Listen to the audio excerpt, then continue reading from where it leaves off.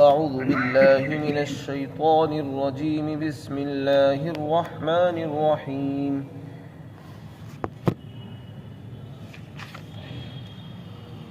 وَلِكُلِّ أُمَّةٍ جَعَلْنَا مَنسَكًا لِيَذْكُرُوا اسْمَ اللَّهِ عَلَى مَا رَزَقَهُم مِّن بَهِيمَةِ الْأَنْعَامِ فَإِلَٰهُكُمْ إِلَٰهٌ وَاحِدٌ فَلَهُ أَسْلِمُوا وَبَشِّرِ الْمُخْبِتِينَ الَّذِينَ إِذَا ذُكِرَ اللَّهُ وَجِلَتْ قُلُوبُهُمْ وَالصَّابِرِينَ عَلَىٰ مَا أَصَابَهُمْ وَالْمُقِيمِي الصَّلَاةِ وَمِمَّا رَزَقْنَاهُمْ يُنفِقُونَ وَالْبُدْنَ جَعَلْنَاهَا لَكُم مِّن شَعَائِرِ اللَّهِ لَكُمْ فِيهَا خَيْرٌ فاذكروا اسم الله عليها صواف فإذا وجبت جنوبها فكلوا منها وأطعموا القانع والمعتر كذلك سخرناها لكم لعلكم تشكرون۔ اور ہم نے ہر امت کے لیے قربانی کو مقرر کیا ہے تاکہ وہ اللہ کا نام ذکر کرے ان جانوروں پر جو ہم نے ان کو عطا فرمائے ہیں، اور تم سب کا معبود ایک ہی معبود ہے، تم اسی کے سامنے فرما برداری اختیار کرو اور تواضع اختیار کرنے والوں کو خوشخبری سنا دو، جن کا حال یہ ہے کہ جب اللہ کا ذکر ان کے سامنے کیا جاتا ہے تو ان کے دل ڈر جاتے ہیں اور وہ مصیبتوں پر صبر کرتے ہیں اور نمازوں کو قائم کرنے والے ہیں، اور ہم نے ان کو جو رزق عطا فرمایا ہے اس میں سے خرچ کرتے ہیں اللہ کے راستے میں۔ اور بڑے جانور یعنی اونٹ اور گائیں، ان کو ہم نے تمہارے لیے اللہ کے شعائر اور نشانیاں بنا دیا ہے، ان کے اندر تمہارے لیے بڑے فائدے اور بھلائیاں ہیں، تم اللہ کا نام لو ان جانوروں پر جبکہ یہ صف بستہ ہوں، اور جب ان کا پہلو گر جائے تو پھر ان میں سے کھاؤ، اور قناعت کرنے والے حاجت مند فقیر کو کھلاؤ اور اس شخص کو بھی کھلاؤ جو سوالی بن کر آ جائے۔ اسی طرح ہم نے ان جانوروں کو تمہارے تابع کر دیا تاکہ تم اس پر اللہ کا شکر ادا کرو۔ اس سے پہلی آیات میں قربانی کا بیان آیا، حج کے موقع پر قربانیاں کی جاتی ہے تو اس پر اللہ کا نام لینے کا حکم آیا۔ یہاں پر قربانی کے تعلق سے یہ بات وضاحت کے طور پر فرما دی کہ قربانی ہم نے ہر امت کے لیے مقرر فرمائی ہے۔ منسک کے معنی قربانی کی بھی آتے ہیں اور منسک کے معنی عبادت کی بھی آتے ہیں، منسک کے معنی حج کے افعال اور ارکان کے بھی آتے ہیں۔ تو یہ ایک لفظ بہت سے معنی میں استعمال ہوتا ہے، تو اس کے معنی یہاں پر قربانی کے لینا بھی جائز ہے کیونکہ آیت کا سیاق اس پر دلالت کرتا ہے۔ تو اگر اس کے معنی قربانی کے لیے جائیں تو مطلب یہ ہوگا کہ قربانی جو ہے صرف اسی امت کو نہیں دی گئی، ہم نے ہر امت کو، ہر قوم کو ہم نے قربانی دی ہے اور اس کے لیے مقرر فرمائی ہے، چنانچہ وہ اللہ کا نام لے کر قربانی کیا کرتے تھے۔ اور اگر اس کے معنی عبادت کے ہوں تو مطلب یہ ہے کہ ہم نے جیسے تم پر عبادتیں فرض کی ہیں اسی طرح پچھلی امتوں پر بھی ہم نے عبادتیں مقرر کی تھی، بس ان کا طریقہ مختلف تھا، شریعتیں مختلف رہی ہیں، عبادتیں سبھی کرتے تھے۔ اور اگر اس کے معنی حج کے افعال اور ارکان کے لیے جائیں، جیسا کہ اس سے پہلے قرآن کی دوسری آیتوں میں مناسک افعال حج کے لیے استعمال ہوا ہے، تو مطلب یہ ہوگا کہ ہم نے ہر امت کے لیے حج کے افعال کو مقرر کیا تھا، یعنی جیسے اس امت پر ہم نے حج فرض کیا، اس سے پہلی اور امتوں پر بھی ہم نے حج کے افعال اور ارکان کو مقرر اور فرض کیا تھا۔ چنانچہ ہر قوم نے اور ہر امت نے حج کیے اور بیت اللہ کا طواف کیا، انبیاء کرام نے بھی کیا، حضرت آدم علیہ السلام نے بھی کیا، روایت سے اس کا ثبوت ملتا ہے۔ اور یہ کہ اس کے معنی یہاں پر قربانی کے لینا زیادہ مناسب ہے، تو مطلب یہ ہے کہ ہم نے ہر امت کے لیے قربانی کو مقرر کر دیا ہے، اور قربانی کو جو ہم نے مقرر کیا ہے وہ ہر امت کرتی آ رہی ہے اپنے اپنے اعتبار سے۔ پہلے جو قربانیاں ہوتی تھیں اس میں سے کھا نہیں سکتے تھے، لوگ اپنی قربانیاں پیش کرتے تھے اور کسی بلند پہاڑ پر اس کی چوٹیوں پر لے جا کر اس کو پیش کر دیا کرتے تھے، رکھ دیا کرتے تھے۔ آسمان سے آگ آتی اور اس کو جلا کر راکھ کر دیا کرتی تھی۔ یہ اس بات کی علامت ہوتی کہ یہ قربانی اللہ کے یہاں قبول ہو گئی ہے، اور اگر آسمان سے آگ نہیں آتی تھی تو وہ مردود ہونے کی نشانی ہوتی تھی۔ اللہ نے اس امت پر یہ رحم فرمایا کہ قربانی بھی ان کے لیے مقرر فرما دی، اور قربانی کے کھانے کا اور اس میں سے استعمال کا بھی حکم دی تھی۔ قربانی بھی اللہ کے نام پر ہو رہی ہے اور اس میں سے کھا بھی رہے ہیں، اس کا گوشت بھی ہم ہی استعمال کر رہے ہیں اور اللہ کے نام پر بھی ہو رہا ہے۔ اجر و ثواب الگ سے مل رہا ہے اور اس کا گوشت بھی کھانے کو مل رہا ہے، کھال بھی، اور اس کے چمڑے سے فائدہ اٹھا رہے ہیں، اس کی ہڈیوں سے فائدہ اٹھا رہے ہیں، اور اس کے بہت سے اجزاء ہمارے کام آتے ہیں۔ لِيَذْكُرُوا اسْمَ اللَّهِ، تاکہ تم اللہ کا نام لو۔ قربانیوں پر اللہ کا نام لینا چاہیے۔ اس میں تردید ہے مشرکین کے اس عمل کی جس میں انہوں نے غیر اللہ کے نام پر قربانیاں کی ہیں۔ زمانہ جاہلیت کے مشرک قربانی کرتے تھے تو بتوں کے نام پر، غیر اللہ کے نام پر۔ تو یہاں پر مسلمانوں کو حکم دیا جا رہا ہے کہ تم اللہ کے نام پر قربانی کرو اور اس پر اللہ کا نام لو، یعنی بسم اللہ پڑھو۔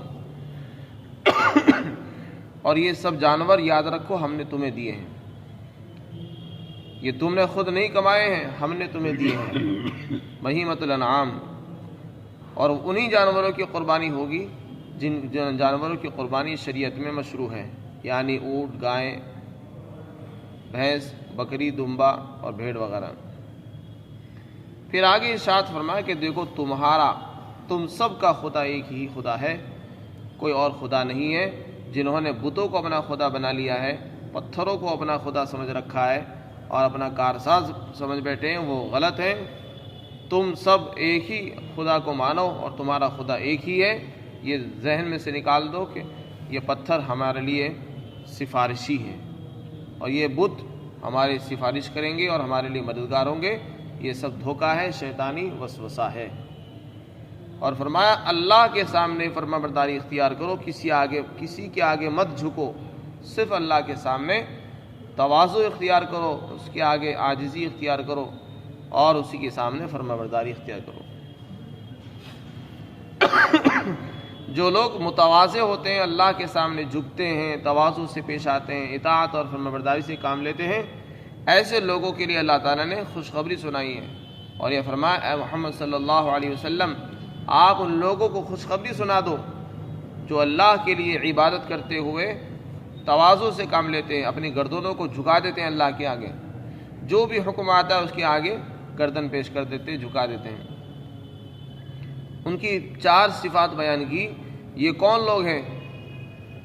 قرآن کریم نے ان کی صراحت کر دی۔ ویسے تو ہر آدمی یہ کہتا ہے کہ میں تواضع کرتا ہوں، میں عاجزی، چھوٹا پن اختیار کرتا ہوں، لیکن قرآن نے اس کی صفات بیان فرمائی کہ تواضع کرنے والے وہ لوگ ہیں کہ جب ان کے سامنے اللہ کا ذکر ہوتا ہے، اللہ کے ذکر سے مراد ہے چاہے وہ اللہ کی ذات کا ذکر ہو، اس کی صفات کا ہو، یا اس کے ناموں کا ہو، اس کے احکامات کا ہو، غرض یہ کہ کسی بھی شکل میں اللہ کا ذکر ہوتا ہے تو پھر ان کے دل اللہ کے ذکر سے ڈر جاتے ہیں، ان پر رعب اور ہیبت طاری ہو جاتی ہے اللہ کا نام سنتے ہی۔ تو یہ خوف اور خشیت تبھی ہو سکتا ہے جب دلوں کے اندر خوف خدا ہوتا ہے۔ دوسری صفت بیان فرمائی کہ جب ان کو کوئی مصیبت پہنچتی ہے، جانی نقصان ہوتا ہے، مالی نقصان ہو جاتا ہے، کاروبار میں خسارہ ہو جاتا ہے، یا کوئی اور مصیبت پہنچ جاتی ہے، بیماریاں پیش آتی ہیں، تو اس پر صبر کرتے ہیں، برداشت کرتے ہیں، شکوہ اور شکایت نہیں کرتے اور اللہ کی ذات پر اعتراض نہیں کرتے، بلکہ اس کو اللہ کی طرف سے انعام سمجھتے ہیں اور اس میں راضی رہتے ہیں۔ یہی بندے کی شان ہے، جو بھی حالات ہیں اس پر راضی رہے، اللہ کے فیصلے پر اعتراض نہ کرے، کیونکہ اللہ کی جو حکمتیں ہیں وہی جانتا ہے۔ بیماریاں اس نے دی ہے تو اس میں کیا حکمت ہے، صحت دی ہے تو اس میں کیا حکمت ہے، اس کو وہی جانتا ہے، کوئی اور نہیں پہچان سکتا۔ تیسری صفت بیان فرمائی، تواضع کرنے والوں کی تیسری شان یہ ہے کہ وہ نمازوں کو قائم کرتے ہیں، نمازوں کو ترک نہیں کرتے۔ قائم کرنے کا مطلب یہ ہے کہ نمازوں کو ان کے اوقات میں تمام واجبات، شرائط مستحبات اور آداب کی رعایت کرتے ہوئے ادا کرتے ہیں۔ ایک ہے نماز پڑھ لینا، کسی بھی وقت بے وقت نماز پڑھ لی آپ نے، فجر کی نماز صبح کو 10 بجے پڑھ لی، اس کو پڑھنا کہتے ہیں، لیکن اس سے جو فائدہ ہونا چاہیے وہ آپ کو نہیں ہوگا۔ ہر چیز کا ایک مقصد ہے، حکمتیں ہیں، ہر چیز اپنا کام اسی وقت کرتی ہے جبکہ اس کو اس کی شرائط کے ساتھ ادا کیا جائے۔ اگر آپ فجر کی نماز اس کے وقت میں پڑھیں گے، اس کی نورانیت، اس کی برکتیں اور اس کا ثواب الگ ہی ہوگا، اور اس کو بے وقت پڑھو گے اس سے وہ بات حاصل نہیں ہوتی جو ہونی چاہیے۔ یہ ایسا ہی ہے جیسے کہ آپ کو کسی حکیم نے، ڈاکٹر نے دوائی بتائی کہ آپ کو صبح کو خالی پیٹ یہ دوائی کھانی ہے، آپ یہ کہیں کہ نہیں میں تو صبح کو 10 بجے کھاؤں گا، تو وہ دوا اپنا وہ اثر نہیں دکھائے گی جو خالی پیٹ کھانے سے دکھاتی۔ تو جیسے حکیم نے دوائی تجویز کی ہے اور جو اس کے اوقات مقرر کی ہے، دوائی کو اگر ان کے اوقات میں استعمال کیا جاتا ہے تو دوا اپنا کام کرتی ہے۔ اسی طرح اللہ تعالیٰ حکیموں کا حکیم ہے، اس نے ہمارے لیے جو عبادات تجویز کی ہیں، ان کے اوقات بھی بتائے ہیں، ان کو انہی کے اوقات میں ادا کرنا یہ عین حکمت ہے، اور اسی پر اجر و ثواب بھی ملے گا، اور اس کے جو اصل فائدے ہیں تبھی حاصل ہوں گے جبکہ ان کو ان کے اوقات میں ادا کیے جائیں۔ چوتھی صفت بیان کی تواضع کرنے والوں کی کہ ہم نے ان کو جو بھی دیا ہے اس میں سے خرچ کرتے ہیں۔ جو دیا ہے اس میں مال بھی ہے، صلاحیتیں بھی ہیں، دماغ بھی ہے، اور چیزیں بھی ہیں، علم ہے، تقوی ہے۔ ہم نے جو کچھ ان کو دیا ہے اس میں سے اللہ کے راستے میں خرچ کرتے ہیں، مال بھی خرچ کرتے ہیں۔ علم دیا ہے تو علم لوگوں کو سکھاتے ہیں، پڑھاتے ہیں، مال خرچ کرتے ہیں، اپنی صلاحیتیں امت پر لگاتے ہیں اور ان کی صحیح رہنمائی کرتے ہیں، ان کی رہبری کرتے ہیں، ان کو راستہ دکھاتے ہیں۔ یہ سب کام خرچ کرنے میں آتے ہیں۔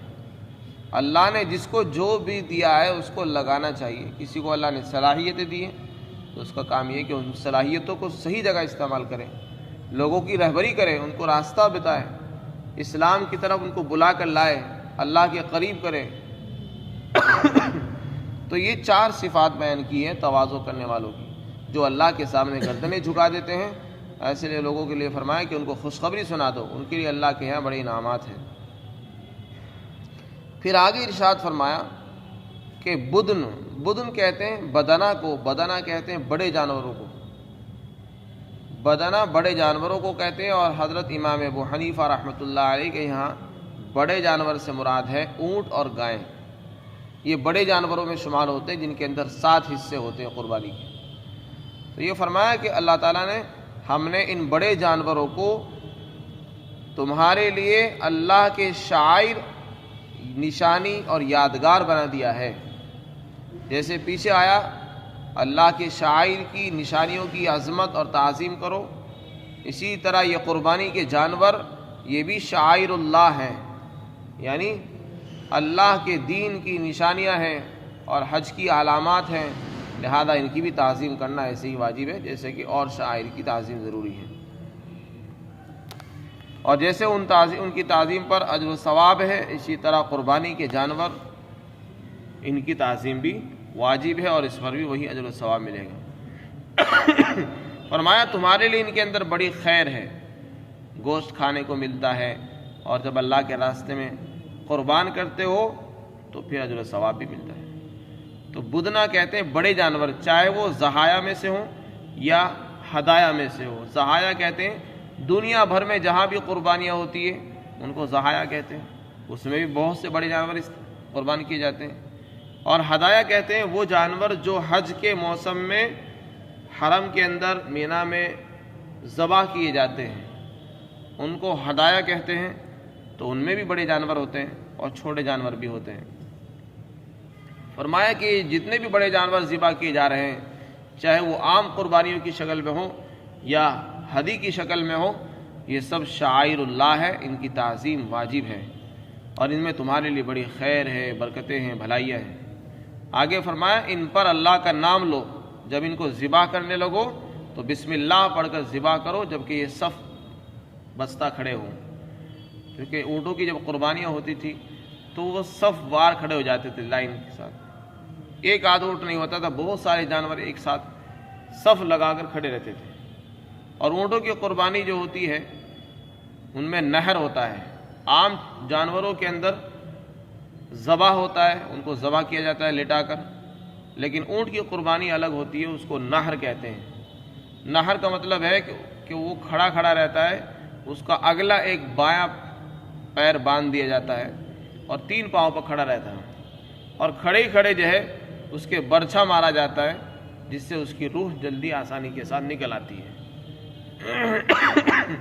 اور پھر وہ کروٹ کے بل گر جاتا ہے۔ تو فرمایا کہ جب اس کو تم نہر کرو تو ان بڑے جانوروں کے ذبح کے وقت ان پر اللہ کا نام لو جبکہ وہ صف میں کھڑے ہوں۔ جانور جو اونٹ کو ہوتا تھا وہ عام طور سے ان کو لائن میں کھڑا کر دیا جاتا تھا، پھر ان کے برچھا مار دیا جاتا تھا، اس سے خون کا فوارہ چھوٹتا تھا اور وہ گر جاتے تھے۔ پھر آگے فرمایا کہ جب وہ اپنے پہلو کے بل گر پڑے، کروٹ کے بل گر جائیں، تو پھر ان کی کھال اتار دی جاتی تھی، ان کا گوشت نکالا جاتا تھا۔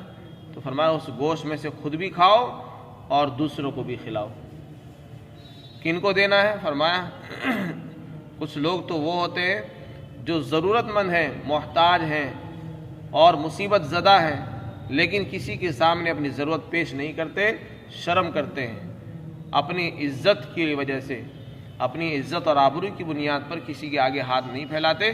ایسے لوگوں کا خیال رکھنا ہم سب کی ذمہ داری ہے۔